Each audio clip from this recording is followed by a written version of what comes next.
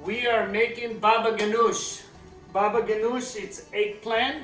We cooked the eggplant yesterday with 2 onions and we let it dry. Very important, the eggplant to be dry when you make the Baba Ganoush. What I'm gonna do, I'm gonna peel the eggplant and I'm gonna boil them together with 2 medium onions. We are peeling the eggplant and then we're gonna slice it and boil it.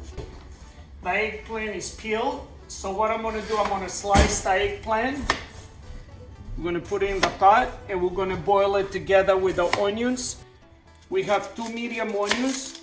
We're gonna slice them, we're gonna clean them and slice them and put them together with the eggplant. We're gonna add 1 tablespoon of salt, 1/4 of a cup of olive oil. We're gonna put water. We have the eggplant, the onions, the olive oil, the salt. We have the heat between medium and high. We're gonna put the lid on it and we're just gonna let it boil. We're gonna put in the food process. We have a special guest, Sanami.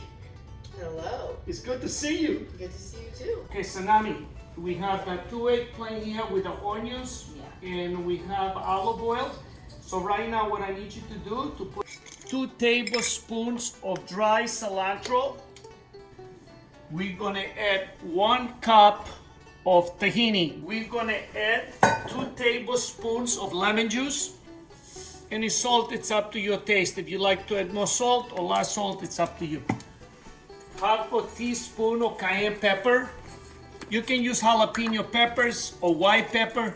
I like the kick from the cayenne pepper. We have 4 garlic cloves fresh.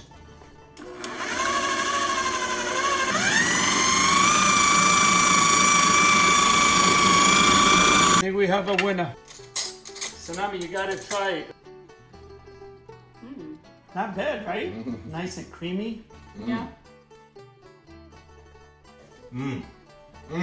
Perfect. Get yourself in a good